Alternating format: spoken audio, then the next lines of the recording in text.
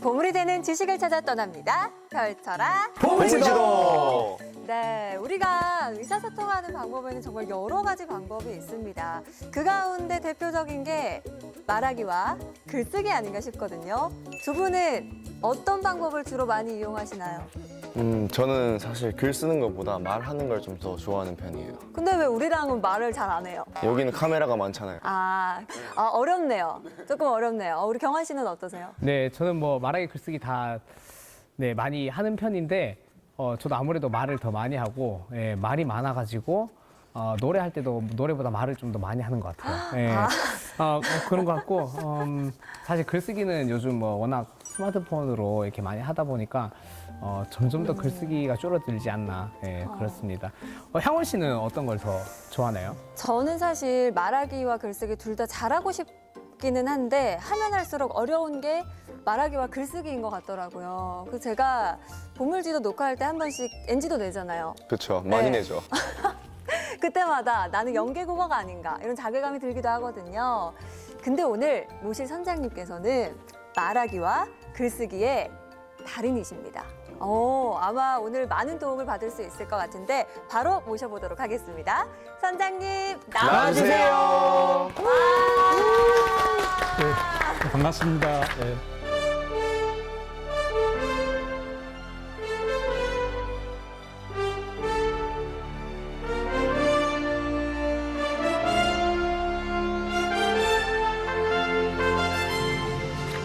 아니 우리 선장님은 사실 윤우님께서 인정하신 문서의 신 아니십니까? 네, 제가 유퀴즈 온 더 블락에 문서의 신으로 출연을 했었습니다. 대통령의 메시지를 작성한 청와대 행정관 출신 문서의 신 백승권 대표님이십니다. 아유 안녕하십니까? 예, 반갑습니다. 예, 반갑습니다.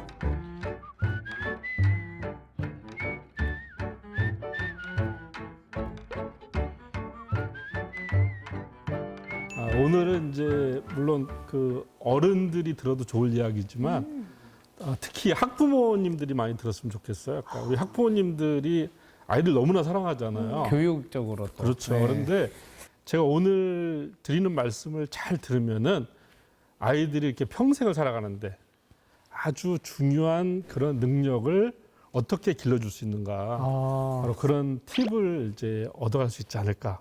저도 네. 교육 쪽에 있는 사람으로서 오늘 맞습니다. 귀를 쫑긋하고 들어야 될 것 같아요. 네. 초등학교 선생님 예. 계시기 때문에 더더욱 제가 이제 드리고 싶은 말씀이 많고요. 네. 또 우리 정인욱 선수님도 혹시 결혼하셨나요? 저 애가 둘 있어가지고. 그러면 뭐 특별히 그래서 제 시간이에요, 오늘. 예, 맞습니다. 오늘 학부모님. 네. 잘 제 이야기 듣고 네. 한번 그 아이들한테 이렇게 한번 적용을 해보면은 큰 도움이 될 겁니다. 예, 예. 좋습니다. 그러면 박수로 우리 선장님 강의 청해 듣도록 하겠습니다. 예, 예, 반갑습니다. 예.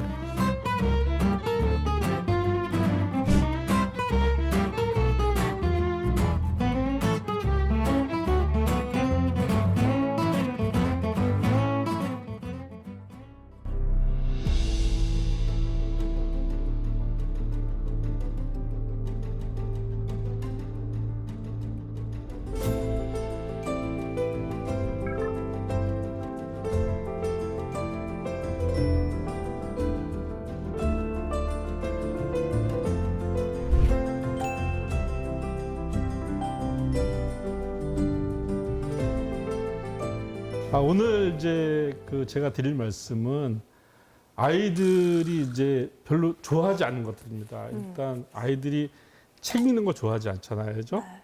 그리고 또 글 쓰는 것도 별로 좋아하지 않습니다. 더 싫어하죠. 네. 말 시키면 잘 말 안 하잖아요. 네. 그런데 사실 좋아하진 않지만 살아가는데 또 필요한 게 읽기, 쓰기, 말하기가 아닌가. 그래서 읽기, 쓰기, 말하기에 대한 그 어떤 비결이라고 할까? 또 저도 이제 두 딸을 키워본 아빠로서 네. 제 경험의 이야기를 한번 같이 섞어서 한번 여러분들한테 말씀드리려고 합니다. 저는 이제 이 세상을 살아가는데 우리가 여러 가지가 필요하잖아요. 근데 그 가운데서 특히 이제 말하기와 글쓰기가 정말 중요하다고 이제 생각을 합니다. 여러분들 혹시 그 경영학의 아버지 피터 드러커라는 사람이 있습니다. 예. 근데 이 피터 드러커가 놀랍게도 글쓰기 말하기가 너무나 중요하다고 이야기를 하고 있습니다. 그러니까 이 어떤 사람이 이제 사회에 나가서 이 첫 발을 이렇게 디디잖아요. 그 사람이 어떻게 일하느냐, 그 평가가 무엇로 이루어지냐면은 말과 글로서 표현하는 능력에 따라서 그 사람의 평가가 결정된다는 거예요. 또 하나는 이게 지위가 상승하면 상승할수록 말하기와 글쓰기의 능력이 더 중요해진다는 거죠.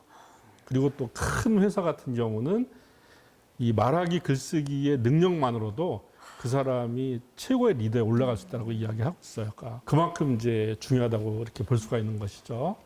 또 세계에서 가장 큰 온라인 쇼핑몰 아마존. 맞습니다. 아마존을 또 이렇게 창업했던 제프리 베이조스는 글쓰기가 사고력을 개발하는 전부라고 이야기를 하고 있어요. 이렇게 이제 우리가 그냥 이름만 들어도 알 수 있는 세계적 리더들이 이 글쓰기와 말하기의 중요성을 강조를 하고 있어요. 근데 제가 이제 왜 글쓰기와 말하기가 중요한지를 한번 또 다른 버전으로 한번 말씀드리려고 합니다. 이런 겁니다. 그러니까 아이들 물론 그 학과 공부를 잘해서 좋은 대학을 가는 것도 참 중요하지만 어찌 보면 그 못지않게 중요한 것이 바로 말하기 글쓰기 능력을 심어주는 겁니다. 또 사실 말하기 글쓰기를 잘해야 아이들이 학과 공부를 잘해야 할까. 요즘에 왜 문해력 얘기 많이 하지 않습니까? 네. 뭐 영어로 리터러시라고 하는데 요즘에 사실 수학 문제도 다 문해력이 있어야 풀 수 있어요. 맞아요. 네. 문제 이해를 해야 되니까. 예, 그냥 이 계산 잘한다고 이렇게 수학 문제 푸는 게 아니라 지문 그 시험 문제 지문을 잘 읽어야만이 수학 문제 잘 풀 수 있잖아요, 그죠? 문장제 문제 여기. 예, 요즘에 또 우리나라 시험이 막 이렇게 말을 꽈요.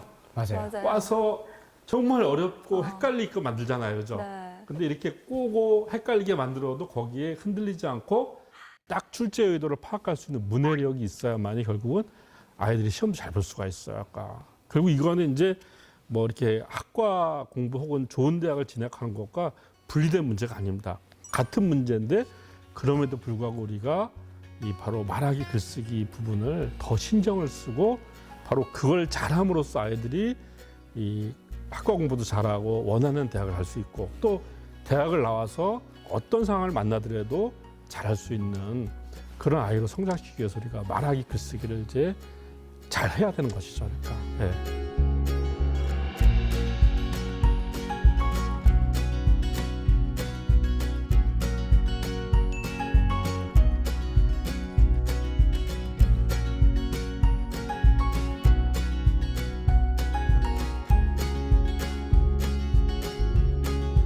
막 더 잘 써주고 싶고 더 잘 말하고 싶은데 예. 방법이 있는 거죠, 선생님? 그럼요. 네. 얼마나 더 잘하려고.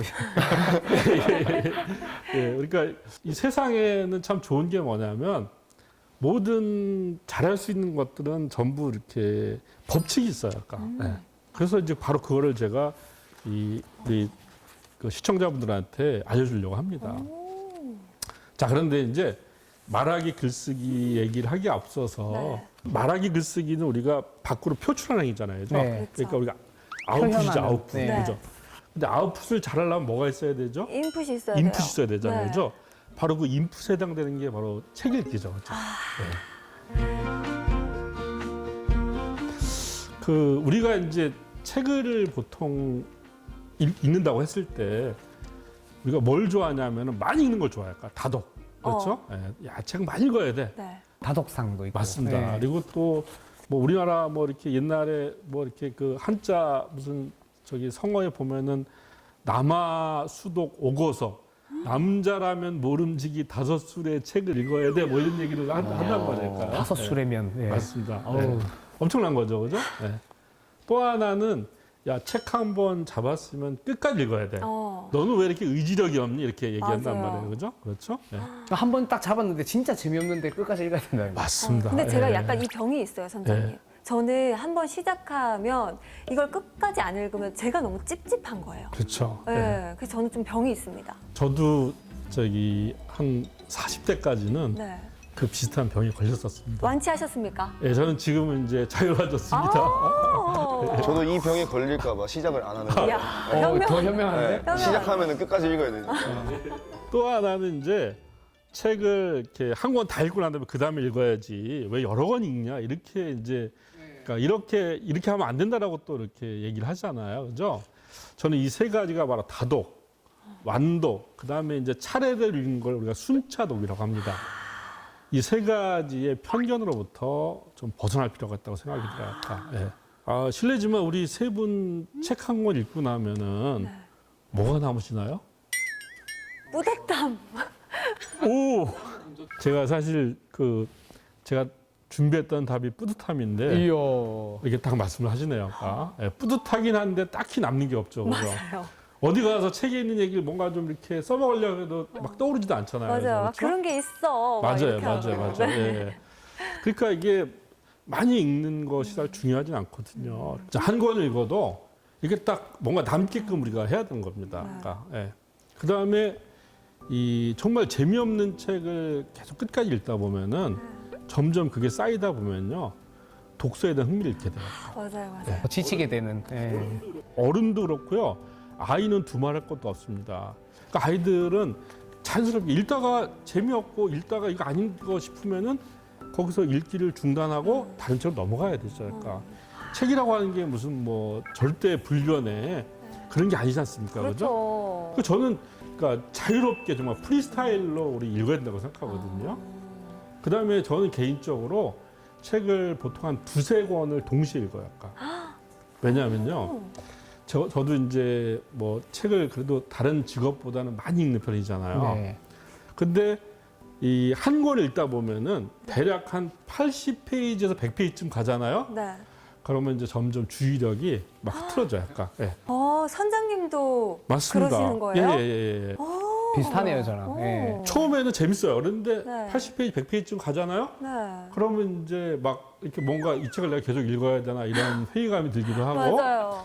또 비슷한 얘기를 자꾸 되풀이하는 것 같기도 하고 뭔가 이제 정말 지루하고도 지치는 현상들이 벌어지거든요. 그럴 때 저는 또 다른 책을 봅니다. 그럼 그 책도 또 마찬가지로 또 80페이지, 100페이지쯤 갔을 때 그런 현상들이 벌어지겠죠. 그죠? 그럼 또 다른 책을 또 봐요. 그리고 다시 이제 그 책도 그럴 때는 처음에 읽었던 책을 또 옵니다.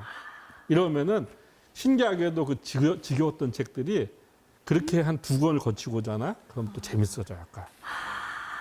그러니까 정주행을 하지 않고 좀 이거 보다가 다시 맞습니다. 오는. 예, 그렇죠. 그리고 또 재밌는 거는 이렇게 우연히 이제 뭐 한 두세 권을 같이 보잖아요. 이렇게 두세 권을 같이 본 거가 이 비슷한 시간대에 내용이 겹치면서 머릿속에서 어떤 융합. 우리가 이제 이 되게 이질적인 정보들이 결합해서 생기는 그런 융합 현상 같은 것도 일어나요. 그래서 저는 그러니까 많이 읽어야 된다는 여기 이렇게 그 고정관념, 그다음에 끝까지 읽어야 되는 고정관념, 순서대로 읽어야 된다는 고정관념부터 벗어날 필요가 있는 것이죠. 그러니까 한마디로 프리스타일로 읽을 필요가 있다는 겁니다. 이건 이제 이 학부모님들한테 드리는 말씀이기도 하고 학부모님들이 아이들한테도 그렇게 해줄 필요가 있다는 거예요. 약간. 그러니까 다독, 완독, 순차독 이 예. 강박은 버려라. 그렇죠. 버려라. 예, 맞습니다. 예. 우리 그 책을 읽는 거는 사람을 만나는 것과 비슷해요. 그러니까 우리 사람 만날 때 어떻습니까? 끌리는 대로 만나잖아요. 그죠? 네?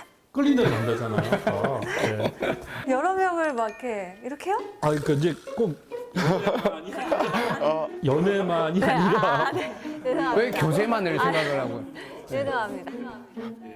그러니까 이 관계라고 하는 건 뭐 연애도 있지만 그렇죠, 이제 그렇죠. 뭐 친구나 다양한 관계가 있잖아요. 그렇지요. 그런데 맞습니다. 이게 마음이 끌리는 사람도 있지 않습니까? 네, 네. 하다 보면은 끌리는 사람과 더 자주 만나고 이렇게 되는 것처럼 책도 그렇게 할 필요가 있다는 거예요. 약간. 예. 친구처럼. 그렇죠. 친구처럼 만날 필요가 있어요. 맞아요. 그 영국의 이제 철학자 중에서 프란시스 베이컨이라는 사람이 있습니다. 베이커리. 예, 베이커리가 아니라 베이컨입니다. 물론 베이컨도 약간 음식을 이렇게 떠오르게 만들죠, 그죠? 둘 다 좋습니다. 네. 이 사람이 이렇게 얘기하고 있습니다. 어떤 책은 맛보고, 어떤 책은 삼키고, 어떤 책은 잘 씹어서 소화해야 한다고 이렇게 이야기하고 있어요. 베이컨 맞네요. 예. 네. 그래서 책이라고 하는 건 이렇게 해야 되는구나 이렇게 생각하면 좋을 것 같아요.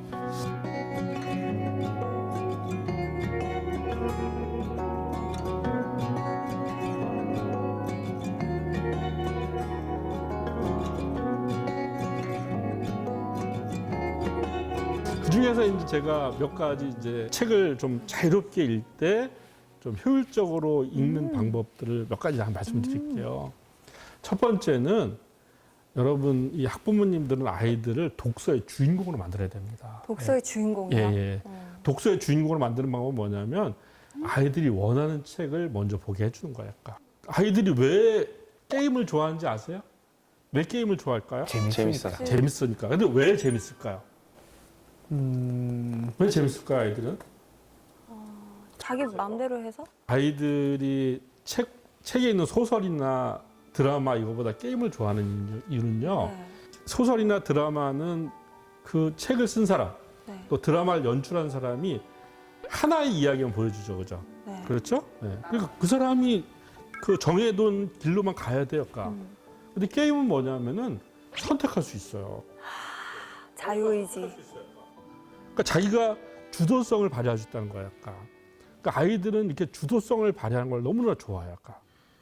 근데 예. 사실 학부모님들 입장에서는 그 사이에서 고민이 많으실 것 같아요. 예. 아이들이 좋아하는 책을 읽히자. 근데 아이들이 맨날 막 만화책이 나쁜 건 아니지만 뭐 예. 맨날 아도겐 막 이런 거만 그렇죠. 예. 가지고 오면 예. 이게 참잖아요. 그래, 아. 너가 읽고 싶은 걸 읽어야지 하면서 이거를 약간 주입도 시키고 싶으실 것 같단 예, 말이죠. 예. 맞아, 우리 애들도 읽고 싶은 거 골라보면 그리스 로마식만 그 만화책만 자꾸 보니까. 아니 그리스 로마시나 만화책 보는 거 좋습니다. 근데 보세요. 그러니까 우리가 이제 아이들이 게임을 많이 하거나 네. 또 웹툰을 많이 보거나 이렇게 하는데 야, 너 게임 그만하고 책 읽어. 웹툰 그만 읽고 책 읽어. 이렇게 하면 그게 되나요? 안 됩니다. 그러니까 잘 안 돼요. 그러니까.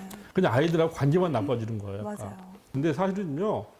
우리 인류가 이제 아주 오랫동안부터 이 독서를 하는 이유가 뭐냐면 인간이 자기가 살아갈 세상 있잖아요. 살아갈 세상을 책을 통해서 미리 추체험을 하는 거예요. 이를테면 다른 얘기를 하면 시뮬레이션을 해보는 겁니다. 네. 간접 경험할 수 있게 해주는. 이를테면 뭐 무슨 뭐 저기 뭐 어떤 모험 소설이 있다고 한다면 실제로 모험하려면 위험하잖아요. 그런데 모험 소설을 통해서 그 어떤 위험을 회피하고 그걸 경험해 볼 수가 있잖아요. 그렇죠? 네. 그렇게 해서 이제 가장 그 오래된 그런 시뮬레이션의 형식 또 가장 그 인정받는 시뮬레이션의 형식이 독서일 뿐입니다. 그러면 게임과 웹툰은 그 시뮬레이션이 안 일어나느냐? 거기도 마찬가지로 일어나고 있어요. 오. 네. 제 딸은 그 왜 이렇게 농장에서 네. 작물 키우는 거 있잖아요. 네. 아시죠? 네, 압니다. 그걸 엄청 좋아해서 저는 그게 너무나 좋더라고요. 그러니까. 아, 그 농사 농장을 경영해 보는 거잖아요. 그 아이가 그 게임이 아니라고 한다면은 언제 그런 걸 해보겠어요? 그러니까. 그러니까 앞으로 얘가 이제 자기가 인생을 경영해 나갈 거 아닙니까? 네. 그 경영해 나가는 걸 바로 그런 게임을 통해서 시뮬레이션 할 수가 있는 겁니다. 예. 아니 그럼 이정도면 선장님 그냥 예. 책 안 읽고 게임하면 되겠는데요? 예. 그러니까 그렇지만 네. 그렇지만 네. 그럼에도 불구하고 이제 네. 책을 읽어야 되는 거죠. 왜냐하면 제가 이제 이렇게 하는 이유는 네. 아이들과 그렇게 하면 소통이 되잖아요. 그렇죠. 아, 우리 엄마 아빠가 나를 알아주네?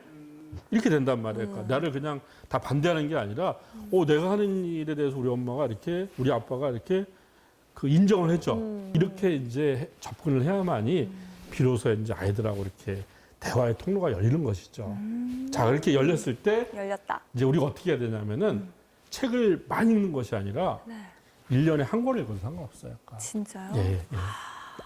자, 이렇게 1년에 한 권을 읽지만 거기서 정말 100권을 읽은 것 못지않게 효과를 볼 수 있는 게 바로 슬로우 리딩입니다. 슬로우 리딩. 슬로우 리딩. 말 그대로 천천히 읽기죠. 오. 네.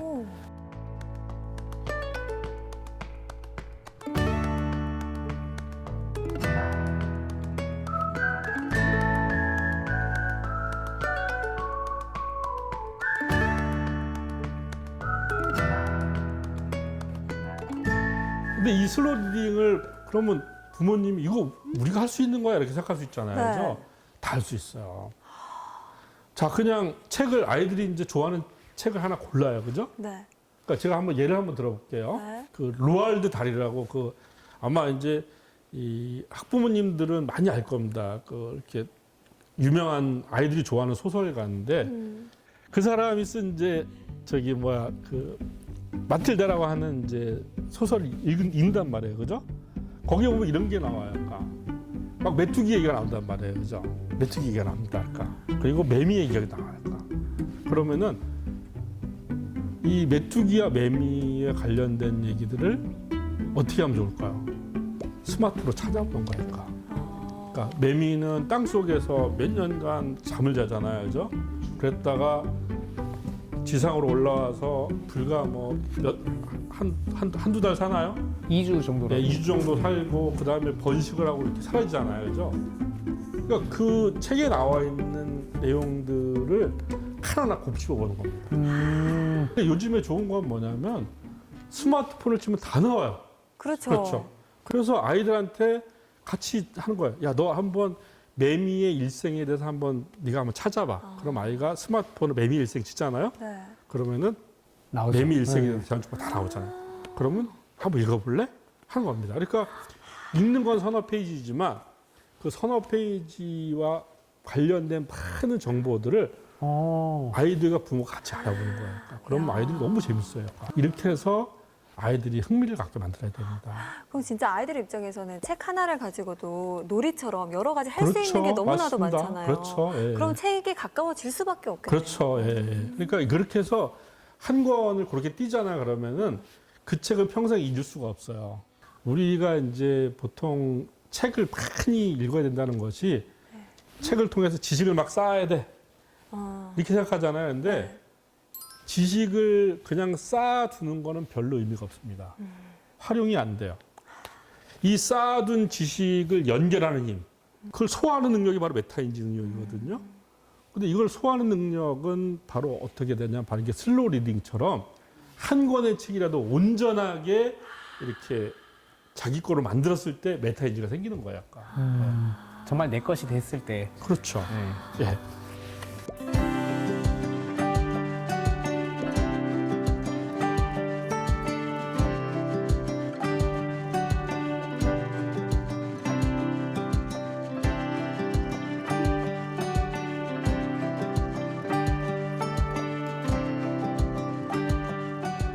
말하기를 한번 얘기를 해볼게요. 그러니까 우리는 평생 누군가를 설득해야 돼요.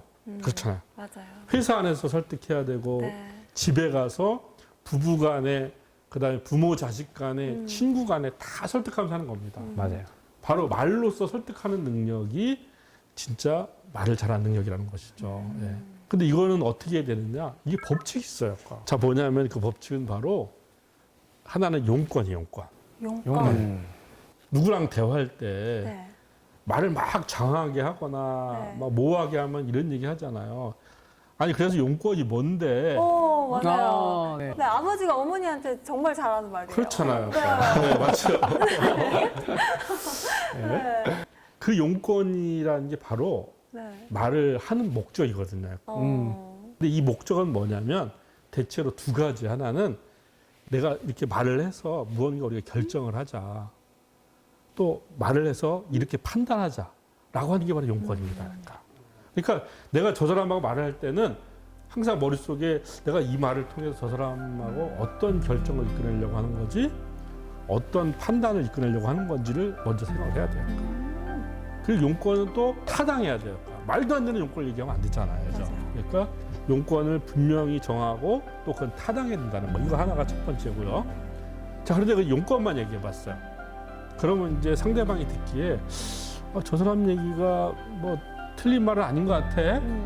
이렇게 생각은 하지만 그렇다고 딱 공감이 되지는 않잖아요. 맞아요. 네. 그러니까 공감이 되지 않으면 절대 사람 행동하지 않아요. 그냥 네 말 맞아? 이 정도 수준의 반응을 이끌어내서는 별로 말을 한 보람이 없잖아요. 그렇죠. 네. 내가 말을 했으면 저 사람이 생각이 바뀌든지 행동이 바뀌든지 뭔가 나의 말을 통해서 움직일 수 있게. 움직여야 되잖아요. 그죠?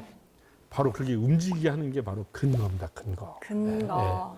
그냥 막연하게 용건만 얘기하면 안 되고 타당한 근거가 타당한 용건이 있어야 되고 근거는 가급적이면 구체적이고 생생한 이야기를 해야 돼요. 약간. 막 어떤 관념이나 막 모호하게 얘기해 버리면 안 되거든요. 그래서 아이들한테 이렇게 용건과 근거를 갖고 말을 하도록 그렇게 부모님이 사실 가이드를 해야 돼요. 그런데 우리의 부모님과 아이들은 어떻게 대화하고 있을까요?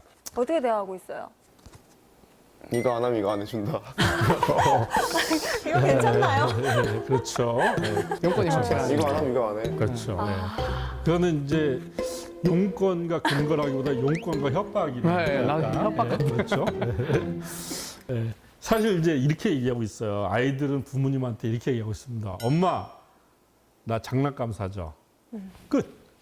아이들 용건밖에 얘기하지 않잖아요. 아, 맞아. 그러면 이제 부모는 얘를 장난감을 사줄까 말까 고민하잖아요. 그죠? 왜? 라고 하는데. 왜란 말을 하는 부모는 정말 그렇게 하시나요? 네. 그럼 훌륭한 부모님입니다. 오, 나이스. 이게 대체로는 뭐냐면 그냥 엄마 나 장난감 사자 그러면은 야, 너 지난번에 샀는데 또 사냐? 아, 맞아. 이런 식으로 그냥 예스냐 노냐만 얘기를 하지 왜라고 묻지도 않아요. 근데 보세요. 집안에서는 이렇게 용건만 말해도 다 통하죠. 그죠? 상관없어요. 아까. 근데 아이가 이제 학교에 갔어요. 학교에 가서 용건만 얘기하면 통할까요? 안 되죠. 안 통하잖아요. 더구나 이 아이가 학교를 졸업하고 사회에 나갔어요. 사회에 나가서 용건만 얘기하잖아요. 더더욱 안 되죠. 그럼 더더욱 안 되고 도대체 뭘 해야 이상한 놈이다. 네. 예. 어이가 없어 하잖아요. 그렇죠? 맞아요. 그렇죠?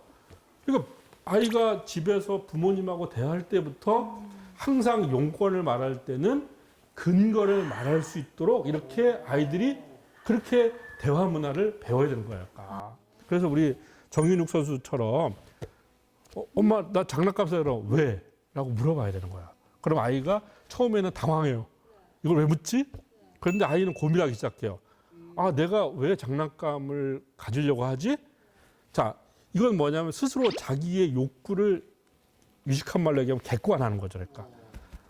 또 하나는 아, 내가 무언가를 상대방한테 요구하려면은 항상 근거를 제시해야 되는구나. 근거를 제시하지 않고는 절대 어떤 일이 벌어지지 않는구나라고 이렇게 이야기를 하는 거죠. 근데 그 왜 있잖아요, 선장님. 예, 예. 왜가 왜? 이게 예. 아니라 예. 왜? 이렇게 하는, 그러니까 묻는 왜가 아닐 수도 있어요. 그건 협박 아니야. 그러니까 이유가 궁금한 왜가 아니라 안 돼의 왜를 맞습니다. 왜? 이렇게 할 때도 있는데 그렇죠. 그럼 아이 입장에서 또 혼란이 올 것 같아요. 그렇죠. 네. 그거는 질문이 아닙니다. 그렇죠. 그것도 마찬가지 용건과 협박이에요. 아, 그래서 안 되라고 하는 얘기를 부모님이 그냥 왜? 라고 이렇게 이제 이렇게 얘기하는 거고 네. 그렇게 얘기하지 말고 아, 진짜로 그래요? 진부하게. 저는 왜? 물음표예요. 네. 왜? 그렇죠. 맞아요.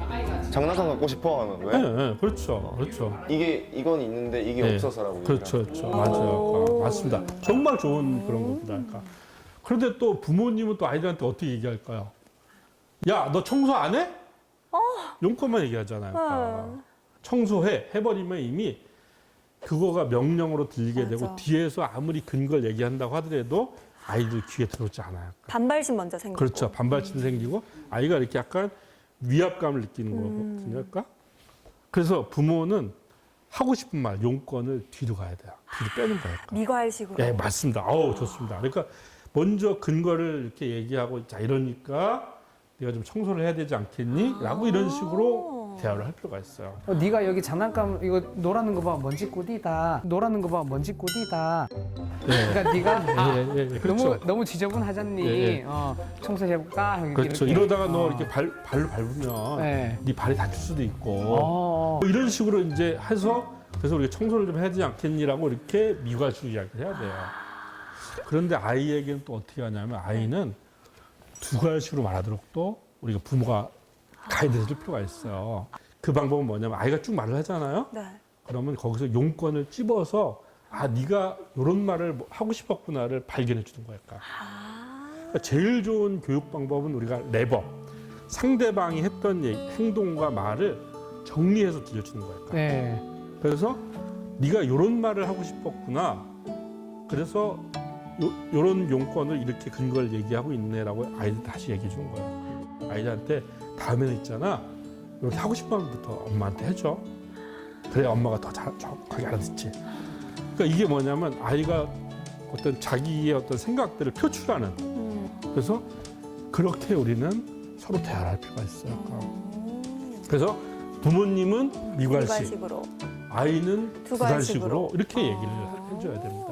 얼마 전에 이제 인터넷에도 용돈 기한서 이래서 애가 이제 용돈 필요하다는 말을 되게 근거를 막 써가지고 하는 거 보니까 내가 부모라도 이건 주겠다 하는 생각이 들어요. 맞습니다. 그러니까 그게 아이는 거기서부터 누군가 설득하는 방법들을 트레이닝하는 거예요. 어. 이걸 잘하는 아이들이 나중에 회사에 들어가서 회사에 가면 다 어떤 일 할 때 다 기한서, 보고서, 기획서 다 그렇죠. 써야 되잖아요. 맞아요. 설득해야지 이루어지잖아요. 맞아요. 그거 잘하는 아이로 성장하는 거니까. 네. 이제 뭐 필요하다고 하면 적어서 갖고 오라 이거. 그렇죠. 필요한 이유를. 맞습니다. 네. 그렇게 하는 게 네. 좋아요. 그러니까 말을 하는 것보다도 네가 그러면은 왜 필요한지, 뭐가 필요하고 왜 필요한지에 대해서 용건하고 근거를 한번 해가지고 아빠한테 보내.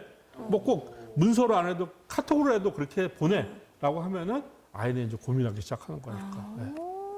그래서 항상 아이들이 뭐 무슨 여행을 하고 싶다, 아니면 조금 뭐 태블릿 PC 같이 좀 돈이 들어가는 걸 사고 싶다고 할 때는 그렇게 아이들로 하여금 스스로 자기가 부모를 설득할 수 있는 논리를 스스로 만들 수 있도록 그렇게 가이드를 할 필요가 있습니다.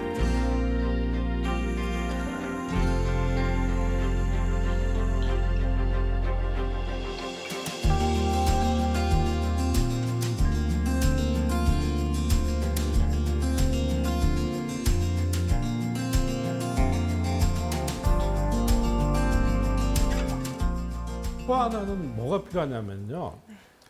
이 말이라고 하는 거는 말을 하는 사람이 있고 듣는 사람이 있잖아요. 그죠? 그러니까 말을 물론 이제 어떤 뭐 공적인 연설을 하게 되면은 말을 하는 사람이 있고 듣는 사람이 있지만 말을 하는 사람 위주로 막 얘기해도 돼요. 그죠? 근데 대화라고 하는 거는 뭐냐면 듣는 사람을 생각을 해줘야 된단 말이에요. 네. 근데 어떤 사람은 자기 하고 싶은 말만 해. 쫙. 맞아요. 처음부터 끝까지 자기 하고 싶은 말 다 하고 말지나 네. 얘기 다 했으니까 이제 갈래. 이런 사람들 정말 많잖아요. 그죠? 맞아요. 네. 이게 부모와 자식 간에 연인 간에 친구 간에 진짜 자기 할 말만 실컷 하고 가는 사람들이 많아요. 약간. 일방적인. 네. 네. 이런 사람은 누가 제3자가 보기엔 저 사람 말 잘하네라고 느낄지 모르겠지만 이 사람 말을 하면 할수록 어떻게 됩니까? 말이 관계가 네. 점점 안 좋아지겠죠. 그렇죠? 네. 벽이 생기는 느낌. 이 약간의 비호감이 되면서. 맞아요. 그렇죠. 네. 그 말을 하면 사실은 더 호감이 생겨야 돼요. 네. 말을 하면 더 소통이 돼야 되고 그 사람에 대한 긍정적인 생각이 더 떠올라야 되는데 이런 사람 말을 하면 할수록 더 부정적으로 바뀌는 거니까. 자, 그래서 항상 말을 할 때는 내가 하고 싶은 말과 상대방이 듣고 싶은 말을 적절하게 조화를 이루도록 해줘야 돼요. 그게 어려워요. 네, 어렵죠. 맞아요. 네. 항상 이렇게 대화라고 하는 것은 관계성이고 그래서 그렇게 뭔가 느낌이 이 얘기하면 별로 안 좋을 것 같은데 하는 얘기는 안 하는 게 좋아요. 안 하는 게 낫다. 사실은 잘 따져보면은 네. 그게 상대방을 위한 얘기 같지만 사실 자기의 답답함을 달래주려고 하는 얘기일 가능성이 높습니다. 맞아요. 그래서 아이들하고 이렇게 대화할 때도 바로 이제 그런 것들이 필요하다는 점을 말씀드릴 수 있을 것 같아요. 네.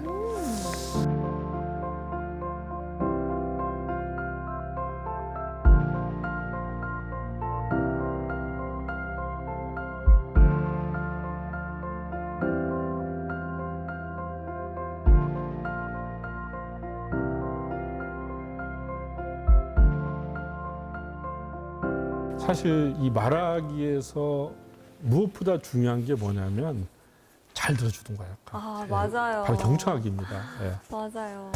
부모가 아이들 얘기를 경청하지 않잖아요. 절대 그 아이는 말을 잘하는 아이로 성장할 수가 없어요. 예. 그렇잖아요. 그래서 이 사실 말하기의 절반은 잘 듣기로부터 비롯되는 겁니다. 예. 근데 그럼 내가 지금 어떻게 상대방의 말을 듣고 있지를 한번 볼까요? 제가 한번 자료를 한번 준비했습니다. 오. 뭐냐면 여기서 이제 여러분들이 어떤 유형인지 한번 보세요. 오. 절벽형. 상대방 이야기를 들으려 하지 않아요. 건성형. 네. 상대방 이야기를 듣기는 하지만 건성으로 듣거나 알아듣지 못해요. 매복형. 상대방 이야기를 듣고 말꼬리를 잡거나 반박하려 하고 있어요. 맞아. 저런 분들 계시지. 직역형. 상대방 이야기를 고지고대로 듣기만 하지 속도를 알아채지 못해요. 아이고, 답답해. 경청형. 상대방 이야기에 귀 기울이고 이해하려고 듣는 거예요. 자, 우리 시청자 여러분들 그리고 우리 선생님들은 이 지금 5가지 유형 중에서 네. 내가 어떤 유형일까 한번 스스로 한번 이 체크를 해보시기 바라겠습니다. 솔직히 무슨 형이에요? 정말 난- 솔직히. 난 마지막 거 빼고 4개 다 난대. 4개 다 섞여놨다. 네, 다 너무 섞여 솔직하다. 어. 너무 솔직해. 절벽, 건성, 매복, 직역을 섞어놓은 게 나다. 네. 오, 근데 야. 가끔 한 번씩 저 제일 5번째 것도 살짝은 있어요. 아. 아예 없으면 예. 저 사람 아니지. 아, 그렇죠. 그렇죠. 그 그렇죠. 마지막 것 때문에 앞에 있는 게 용서가 되죠. 그죠? 아. 예, 그렇죠. 예. 그렇게 한번 또 경청을 정말 잘해주면은 네. 그동안 서운하고 뭐 이렇게 이해가 안 됐던 것들도 정말 눈 녹은 듯이 사라져요. 이 경청이 힘입니다. 경청해야 될 땐 해야 돼요. 예. 맞아, 예. 맞아. 그렇지. 지금 이 자리에서 절벽형으로 있으면 안 되죠. 지금도 좀 많이 흘러 지나가는 것도 많이 있는데 조금 듣고는 있어요. 아니 그래도 우리 저기 보니까 표정도 그렇고 정말 이 세 분 다 경청형에 가까우신 분들이에요. 예, 지금 경청형이 돼야 된다고 생각합니다. 그래서 우리 부모님들이 정말 나는 어떤 유형일까 이런 걸 한번 잘 생각할 필요가 있습니다. 우리 보면 대화할 때 또 이렇지 않습니까? 상대방이 막 대화를 하면은 제가 안 듣고 다음에 내가 무슨 얘기하지? 머릿속으로 그 생각하고 있잖아요. 그죠? 맞아, 예. 맞아. 이런 것들이 전부 다 이제 정말 이 안 좋은 이 말하기 듣기의 유형들이거든요. 그래서 제가 쭉 좋은 말하기를 이야기했지만 무엇보다 부모님이 아이들의 이야기를 경청하는 태도를 가져줘야 이 아이도 경청하는 어른으로 성장할 수가 있거든요. 그리고 경청이 전제돼야 좋은 말이 나오는 거거든요. 그래서 이 말하기에서 제가 마지막으로 경청의 이야기를 꼭 그렇게 강조하고 싶습니다. 예. 말을 잘하려면 잘 들어야 된다. 예, 그렇죠. 예.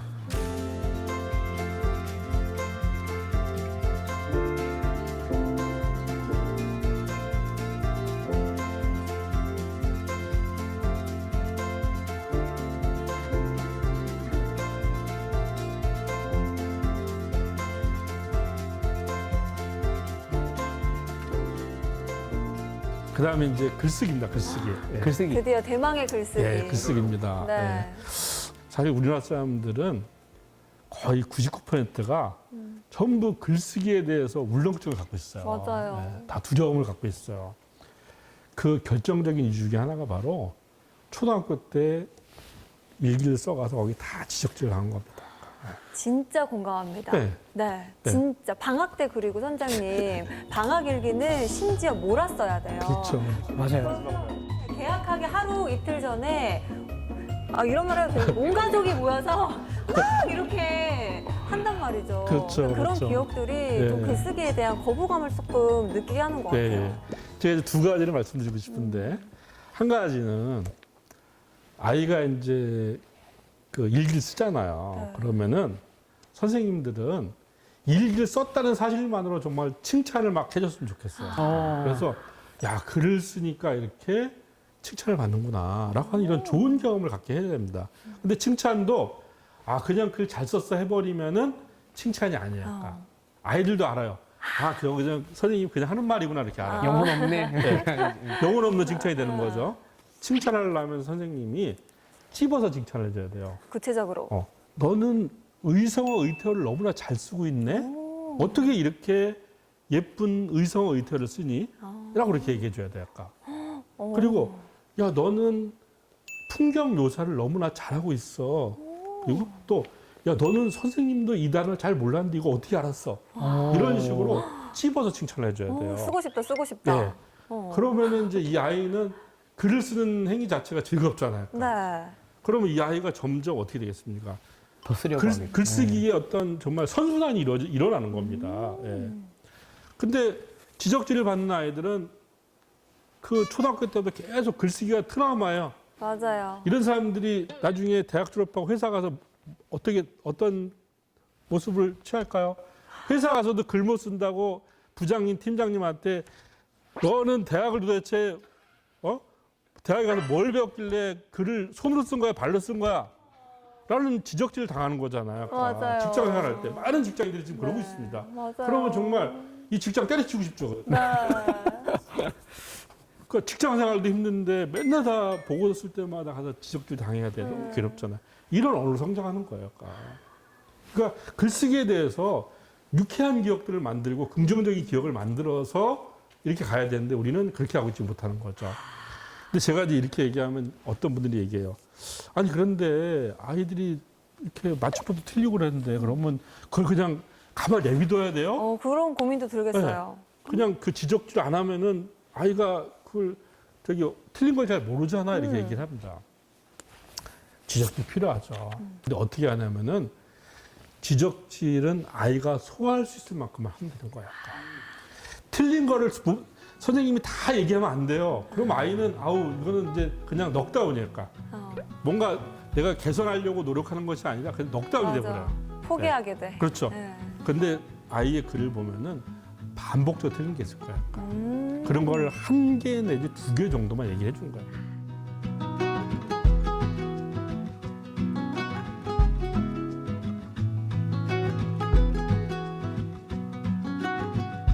그래서 지적질도 선생님 중심이 아니라 아이가 받아들일 수 있는 그 수준 내에서 우리가 해주는 것이 바로 지혜고요. 그래서 저는 이 아이들한테 제일 중요한 건 아무튼 칭찬해 주는 거. 뭐 칭찬은 뭐 고래도 춤추게 한다는 말이 있듯이 이렇게 이제 막 그 글을 쓰는 행위 자체가 칭찬받고 박수 받는 일이구나라고 하는 걸 아이들이 느끼게끔 해주고 그다음에 소화할 수 있을 만큼만 딱 지적질을 해주는 거죠. 네. 그러니까 일기는 특히 제가 그래서 우리 그 초등학교 그 선생님들에게 제가 정말 당부하고 싶은 말이 꼭 이렇게 해줬으면 좋겠어요. 아까 선생님이 어떻게 아이들에게 일기장에 어떻게 반응하느냐가 이 아이의 운명을 바꿉니다. 아까 예, 예. 정말 나의 중요한 거예요. 글쓰기에 대한 첫 기억이니까. 맞습니다. 예, 예, 예.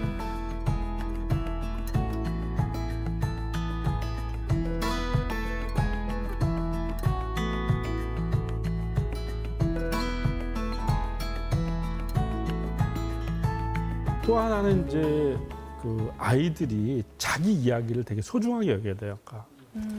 아이들이 이제 커서 자소서 쓰잖아요. 네. 쓸 내용이 없어요, 자소서에. 정말 네, 그렇죠. 없습니다. 네, 없어요. 네.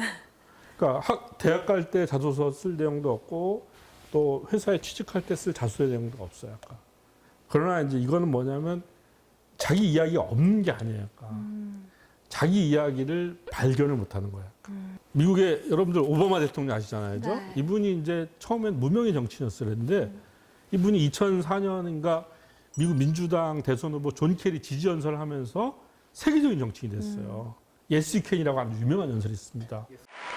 It is that fundamental belief, I am my brother's keeper, I am my sister's keeper, that makes this country work. It's what allows us to pursue our individual dreams and yet still come together as one American family. 그 다음에 이제 페이스북을 만든 주커버그 아시죠? 네. 주커버그가 또 하버드대 가서 연설을 합니다. 이 사람들의 연설의 특징이 뭔지 아세요? 다 자기 이야기일까. 네. 자기가 살아오면서 겪었던 이야기. 스티브 잡스는 자기가 미혼모의 아들로 태어나서 가난한 노동자 집안에 입양되고 그 다음에 이 리드 칼리지 6개월 다니다가 학교 자퇴하고 우연히 서체 교육 배웠는데 그게 나중에 맥킨토시로 연결되고 뭐 애플 창업했는데 맥킨토시 만들어서 막 잘 나가다가 쫓겨나고. 해고당하고 막 이런 얘기를 하는 거예요, 다. Truth be told, I never graduated from college, and this is the closest I've ever gotten to a college graduation. Today, I want to tell you 3 stories from my life. That's it. No big deal. Just 3 stories. 이런 얘기가 다 세계적인 연설이에요, 그러니까. 남의 이야기가 아니라. 네. 자기 이야기야말로 최고의 설득력 있는 거야. 아까. 그래서 아이들이 이렇게 소중한 자기 이야기를 발견하게끔 해줘야 돼. 아까. 그래서 부모가 그러니까 아이들은 그냥 무심히 흘러가는 얘기지만 부모가 거기에 가치와 의미를 부여해 준 겁니다. 야, 너 줄넘기를 열흘 동안 했는데 아빠가 보기에 정말 대단한 것 같아. 아무나 하는 거 아니야. 너 이 줄넘기를 첫째 날 했을 때, 둘째 날 했을 때 이렇게 하면 할수록 어떤 느낌이 들었니? 이렇게 그 얘기가 너무나 소중하다는 것을 이렇게 부모가 인정을 해줄 필요가 있습니다. 그러면 아이는 아, 내가 이게 정말 중요한 일을 했구나라고 하는 걸 알게 되고 이런 얘기들이 많이 쌓여야만이 결국은 자기 이야기가 튼튼한 자기 이야기가 있는 어른으로 성장할 수가 있어요. 이런 것들이 다 자소서에 다 들어가는 거고요. 또 하나 회사에서 혹은 어떤 조직에서 일을 할 때 누구를 설득하는 것 있잖아요. 자기 이야기만큼 설득력이 강한 건 없어요. 약간. 예. 바로 그런 것들을 할 수 있도록 나의 이야기가 얼마나 소중하다는 거를 발견하게 해줘야 돼요. 약간. 예. 그건 부모가 옆에서 자꾸 이렇게 그런 지점이 나올 때마다 이렇게 한마디씩 해주는 거예요. 약간. 세상에는 그냥 두면은 금덩어리도 다이아몬드도 별거 아니니까. 사람들이 저기에 가치와 의미가 있다고 생각하기 때문에 금덩어리와 다이아몬드가 소중한 것이지 인정 안 해주면 아무 소용이 없어요. 그렇잖아요. 그냥 강가에 있는 돌하고 다를 바가 없단 말이에요. 마찬가지로 아이들에게 있는 그런 것들을 금과 다이아몬드로 만들어주는 것은 바로 부모라는 겁니다. 예.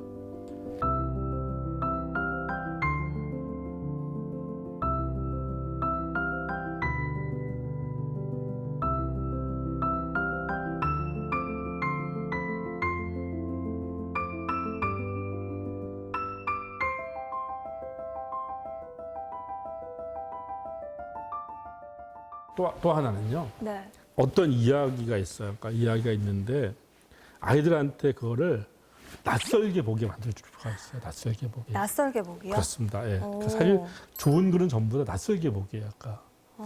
낯설게 본다는 게 무슨 의미인가요? 자, 그 우리 선생님들이 하루 지난 일을 한번 글로 써보세요. 그러니까 아침에 몇 시에 일어나고 세수하고 밥 먹고 그다음에 일터로 나가고 해서 잠잘 때까지 얘기를 한번 쭉 써보세요.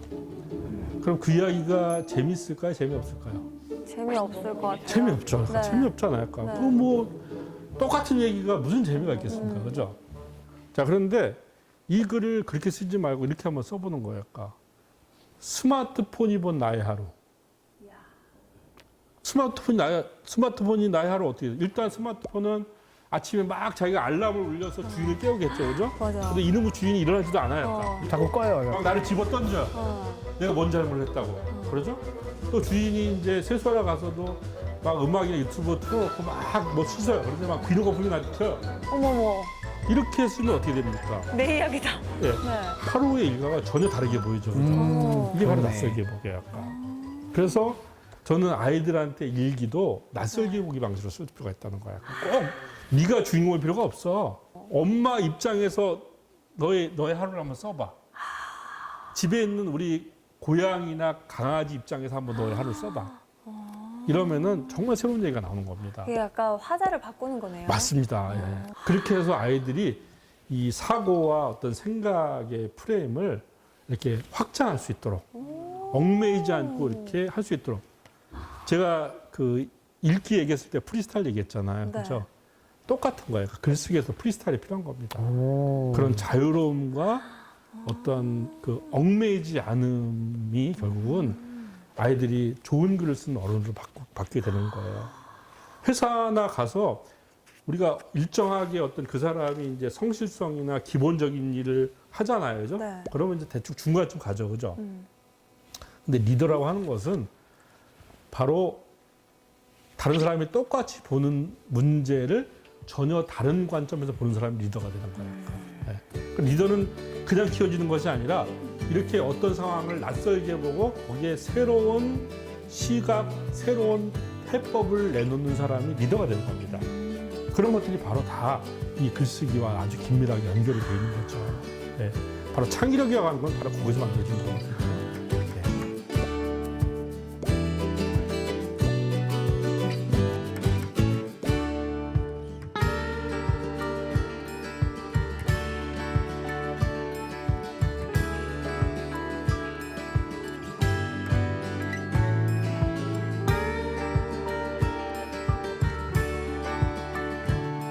아니 오늘 진짜 이렇게 전체적으로 말하기, 읽기, 글쓰기에 대한 진짜 지식 항해를 떠나봤는데 그렇다면 선장님께서 오늘의 강의 딱 한마디로 정리를 해주신다면요? 아까 얘기했던 그 제프리 베이조스 그 아마존 창업자의 이야기로 마무리를 하려고 합니다. 글쓰기가 사고력을 개발하는 데 전부다. 결국 아이들이 자라면서 공부도 하고 그다음에 일도 하고 관계도 맺고 이 모든 것들이 다 사고력을 요구를 하거든요. 근데 이 사고력은 바로 글쓰기를 통해서 얻어진다는 사실을 저는 강조드리고 싶습니다.